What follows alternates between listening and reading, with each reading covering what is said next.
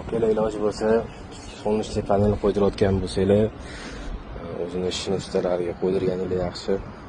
Nimaga desangiz, mana bunaqa vaziyat qolgan. Kecha 17-mayt kechqurun soat 6da kuchli shamol bo'ldi-yu. Karkaslar yaxshi qotirilmagan uchun ko'p joydan svarkasidan qo'yib olgan. Rahmat bersalar, ustalarga telefon qilsa, tabiat hodisasi deydi.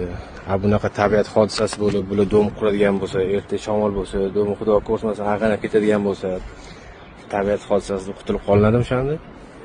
Yavna svarkasidan qo'yib olgan-ku mana. Ayolda yana 4 ta panelimiz turibdi. U joyida turibdi qimirlamasdan.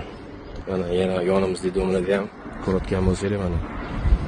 O'tga ham kecha shamol keldi, bu yerda ham shunaqa shamol bo'ldi. Okey, mana 5 tonnali antena turibdi tepada tomda. 3 tonnami, 5 tonnami? Nima shamol bo'lgan ag'darilib deyapsiz? Nimaga? Chunki baquvvat qilib shunga yarasha injener qurgan buni. Mana buni ahvolini qarang.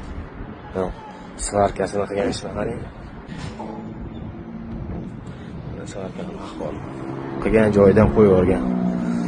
Bu yaxshi hamki, bu yerdan pastga tushib ketmagan mana. Bu domni tepasi, tushunish uchun 12 tashkali dom. Bu yerdan pastga tushib ketmagan. Baxtimga mana hozir osilib turibdi. Buni kelib to'g'rilab ketlaring desam, yoki tabiat hodisasi-ku, biz aybimiz yo'q deyapti.